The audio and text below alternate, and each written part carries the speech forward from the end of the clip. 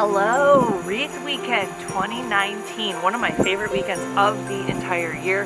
We're gonna have a ton of different groups. We're gonna make some beautiful wreaths. The farm is looking awesome. We have a light dusting of snow. A little chilly for November, but we're gonna power through.